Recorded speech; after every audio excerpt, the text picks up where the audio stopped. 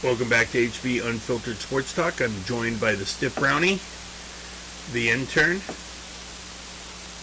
and the Dirtbag. And today's show is brought to you by J3 Supply Group for your hose and fitting specialist needs. Come on down to Huntington Beach. Great guys. We also want to give our shout outs to My Place, Sports Bar and Grill, OC Boardroom, Aloha Grill, and First Class Pizza. They're all starting to get behind us and sponsor us. So please think about helping us out and support us, and we'll start dropping names left and right on this show. Also, check out our merchandise. Go to hbunfilteredsportstalk.com and cruise around our website. But check out our merchandise and help us out and support us there. And today we're going to start off going straight to the intern to find out what happened in this day in sports and what else is going on out there. So on this day in sports, August 9th, 1905, Ty Cobb's mother Amanda kills her husband after mistaking him for a burglar with a gun that her husband purchased for her. So, 1988, Edmonton Oilers trade Wade Gretzky to the LA Kings. 2002, the San Francisco Giants, Barry Bonds hits his 600th home run of his career. 2012, Jamaican sprint superstar Usain Bolt wins the 200 meter at the London Olympics, making it his first time he wins the 100 and 200 meter double in back-to-back Olympics. 2016, American swimmer Katie Ledecky wins her second gold medal at Rio and the 200 meter free. 2016, also American swimmer Michael Phelps wins the men's 200 meter butterfly gold medal for his 20th Olympic gold medal. And a very special birthday to NFL Hall of Famer and MLB All-Star and 56 Deion Sanders, who is the current head football coach at the University of Colorado Boulder. So happy birthday, Deion. And he gets to keep his foot. There's a nice birthday present. They don't have to cut it off. Deion was insane. He was good. Such an insanely good athlete. He was good. His ego was bigger than he was, but at least he backed it up. Yeah. You know, he backed it up. I love that he would just sign like a 1 or 2 year deal, so he'd be with the Dallas Cowboys and the 49ers, and he would constantly be going to the Super Bowl. And then jump in the helicopter and fly to a Braves game and go 3 for 4, just missing one hit from the cycle. I do feel like I wish I had the opportunity to see what Bo Jackson could have been compared to Deion Sanders. Yeah, but hands down, Bo Jackson, greatest athlete I've ever seen in my life. That guy was amazing. If he did not get hurt, if that hip didn't blow out against the Bengals that game, who knows what kind of career he would have had. Yep. He definitely would have been in both Hall of Fames. You know what teams he wouldn't have been on? Any of the Pac-4 schools, because he was way better than them. Is that too soon? I don't think so. What's going on with these idiots over there in the Pac-4? Washington State's president just finally came out and goes, "We're in a bad spot." You think, dude? This is what happens when you go fly fishing. You come back and you're like, "Wait a minute! I didn't even get a phone call." Wait, how many games? He was in a bad area. Are they even going to have enough games to qualify for like a championship of any sort? Well, Oregon State and Washington State are going to play each other 3 times, and then Cal and Stanford will have the game 4 times. Wow. I mean, seriously, these schools are, Stanford. The Big Ten wants Notre Dame in bad. This is why they haven't taken Stanford in. But I know Notre Dame's going to stay independent. And Stanford really would like to go to the Big Ten, but they don't want Cal.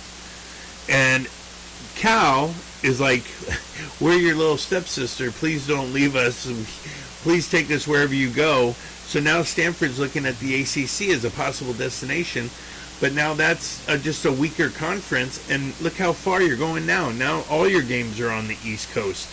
Well, and Cal doesn't get any sport. I mean, they do compete like swimming and stuff, but for the most part, they don't compete at all in any sport. They're not good at anything. Well, you'd be shocked when what I'm about to tell you. When the Pac-12 says they're the conference of champions, they mean it. You can pull it up right now with all national titles combined in every sport, women's and men.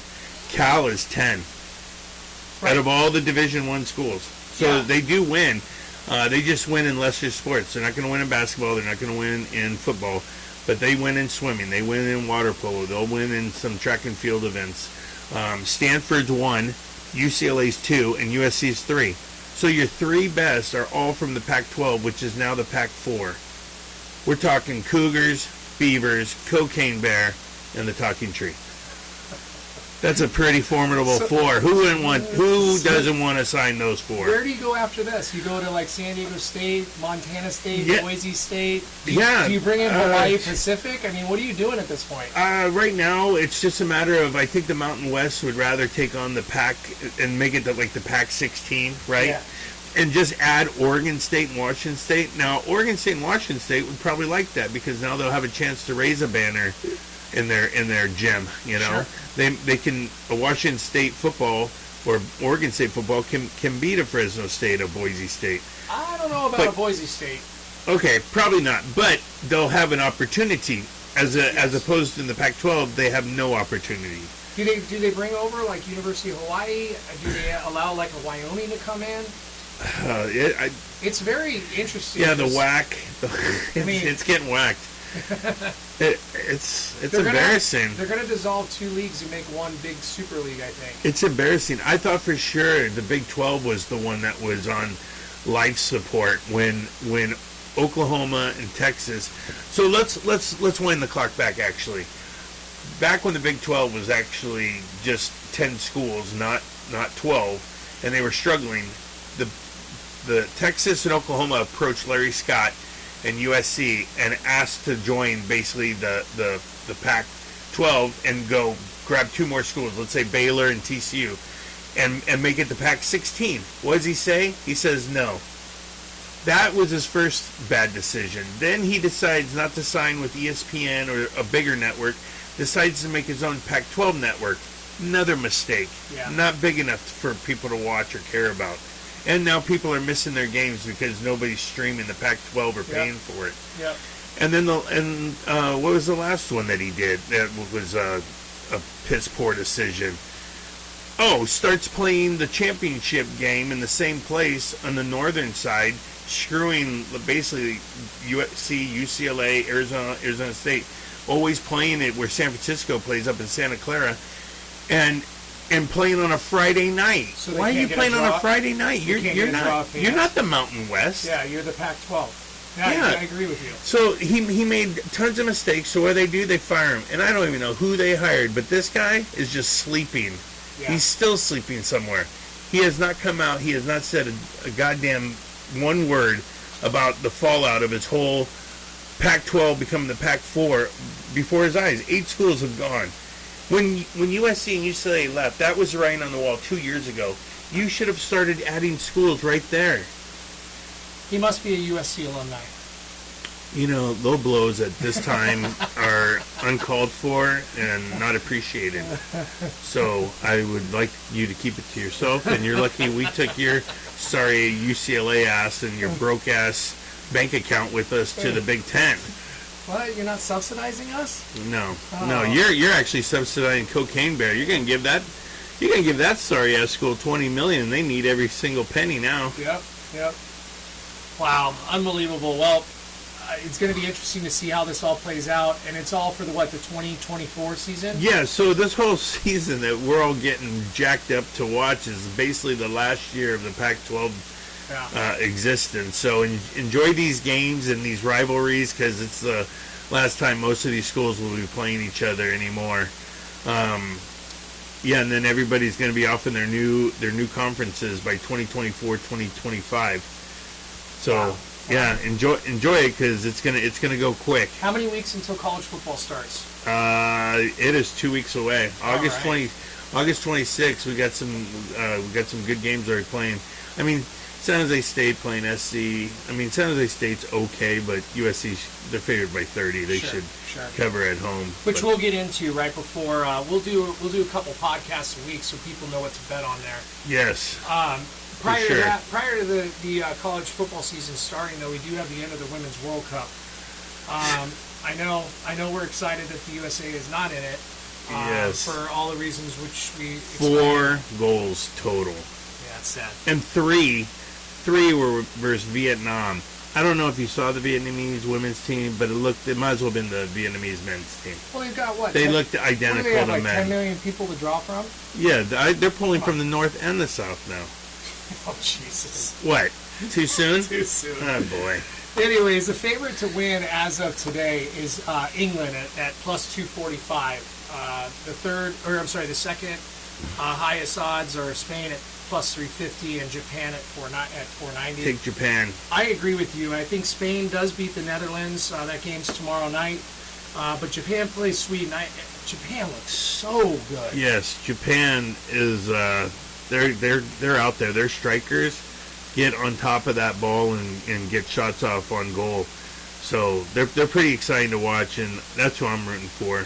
Go Japan. Australia, France is Saturday morning at literally 12 a.m. our time. Yeah. Followed by a 3:30 game of England, who is obviously the heavy favorite, like we just explained, versus Colombia, who has the worst odds of any of the teams to win the World Cup. But at least we got that to get us through to college football. Hey, the only thing that could even remotely help the women's team now is Sweden somehow pulling it off and winning it. Yeah. Because then you could say, oh, well, we lost to the eventual champion. So that's their only saving grace or little silver lining that they possibly have. Sweden is pretty good, and I kind of like the Netherlands, like you said. They're big. They're big. They're definitely a big group of women. So. Oh, I did want to mention. Did you watch? I know it was at 2 a.m. and only one place was open. Legends in Long Beach, of all places, right? Yeah. But I love how Megan Rapinoe, or whatever her name is, fucking airmails it and then laughs. I like who did score a goal for us. Our own goalie scored a goal. Yeah, she looked great. We talked about this extensively. I think this Women's World Cup team was more about including everybody and being, that representation Yes. of inclusiveness versus having the best players on the field. I thought a lot of the older chicks should have been sitting on the bench because they had a lot of young talent. You've mentioned a couple girls' names Yes. who weren't even on the list, and that's scary. I'm telling you right now, you could have taken 2 women off of each of the pro teams and probably had an outstanding club. You could go as far as take 2 women off North Carolina's team, 2 off Stanford, 2 off USC, 2 off UCLA. That would have been a better team. It bothers me a lot when somebody in the post game who has just lost says that the greatest highlight of her entire career was equal pay. You won 4 championships. You had 2 gold medals, 2 World Cups. Not the time to talk about equal pay, by the way. Well, it doesn't make any sense. Yeah. When you start looking at the numbers, it makes 0 sense. Okay, great, you got equal pay. Yeah. You probably won't get it again. Yeah. Because of we have never been knocked out in the round leading up to the quarterfinals. Yeah. We have never, ever. That's why I wish been knocked out Portugal that had early. just made that goal. I wish they had gotten knocked out in the first round when they were a 15,000 to 1 favorite What to advance. when I watch Big Daddy Trump talk about how big of a loser Megan Rapinoe is, She's a total that, loser. That statement right there says it all for me. Because you're not a winner. You worry about equal pay. You've got endorsement deals. You have other things that subsidize your income. You are there to represent our country, our flag, and you don't want to win. You're not a winner. You're a loser. And I that's only the end have of it. I only have one thing to say to you, Megan. You're fired. Yeah, she's a You loser. suck. She's a loser. Give the money back. Yeah. That's the right thing to do. And people with pride, people with self-worth and pride would say, yeah, it's unacceptable. And she's like, oh, it's a joke. This is the worst joke of my career. No. Hey, it said it all afterwards. She was laughing on the field, laughing.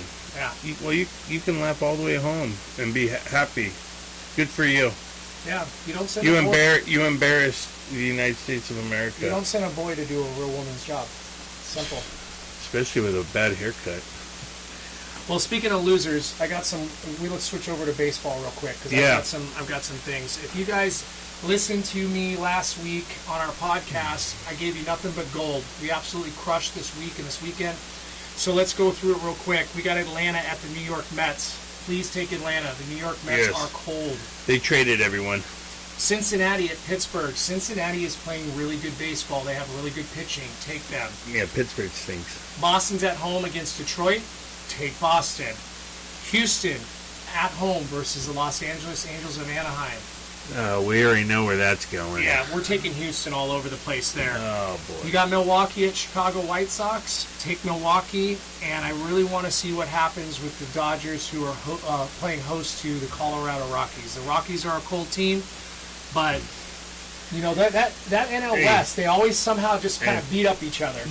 By the way, you mentioned it earlier on one of our little 2-minute rants on Instagram when you brought up the Dodgers and each of the Dodgers that they traded for and what they have done. Did you see the 2 starts since the trade deadline that Rodriguez, who shot down the Dodgers? Oh yeah, He's been unbelievable. yeah. 2-0. Why did he say no? Well, he said no because I think he's trying to go get a payday. Is what I personally But think. that's how you get it. You go to the Dodgers, you get noticed, you put up numbers like that, and then you get a fat-ass paycheck. But the talent he's playing against in the AL Central is not even close to what the NL West is. And he may have looked at the rest of the Dodgers' season of games that they have left. I don't know who they play. I haven't looked that far. I ahead, have. but The Dodgers have a easy schedule. This is why they're definitely going to win. Like Artie should have just looked at that. Like the Dodgers schedule, easy. Theirs, difficult. The Angels have the toughest schedule left, yeah. remaining, and they just let the first easy 7 games go down the toilet. Again, hot. Atlanta, Cincy, Boston, Houston, Milwaukee, and I'm going to take some Dodgers. Cold.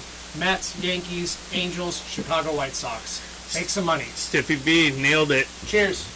Bah.